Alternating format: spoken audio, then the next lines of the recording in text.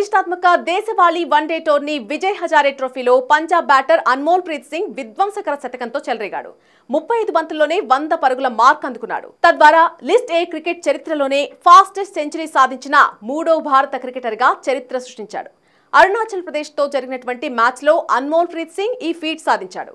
IPL 2025 సీజన్లో అన్మోల్ ప్రీత్ సింగ్ ను ఫ్రాంచైజీలు పట్టించుకోలేదు. 20 లక్షల కనీస ధరతో వేలంలోకి వచ్చిన అతన్ని ఏ ఫ్రాంచైజీ కొనుగోలు చేయలేదు. దాంతో అన్సోల్డ్ గా మిగిలిపోయాడు. ముంబై ఇండియన్స్ తరపున ఐపీఎల్లోకి అరంగేట్రం చేసిన అన్మోల్ ప్రీత్ సింగ్ చివరిగా సన్ రైజర్స్ హైదరాబాద్ తరపున ఆడాడు. ఇప్పటి వరకు 9 ఐపీఎల్ మ్యాచ్ల్లో 139 పరుగులు చేశాడు. ఐపీఎల్ 2025లో అన్సోల్డ్ గా నిలిచాన నెక్కసో ఏమో తెలియదు కానీ విధ్వంసకర బ్యాటింగ్ తో చెలరేగి ఆడాడు. 45 బంతుల్లో 12 ఫోర్లు 9 సిక్స్లతో 115 పరుగులతో అజేయంగా నిలిచాడు.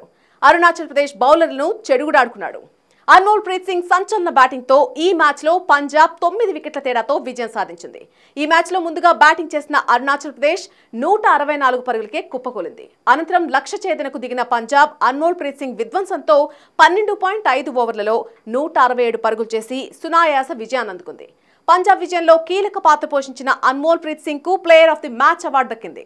ఇక అన్మోల్ ప్రీత్ సింగ్ కు తోడుగా ప్రప్సిమ్రన్ సింగ్ కూడా రాణించాడు. కానీ అభిషేక్ శర్మ మాత్రం కేవలం 10 పరుగులతో తీవ్రంగా నిరాశపరిచాడు.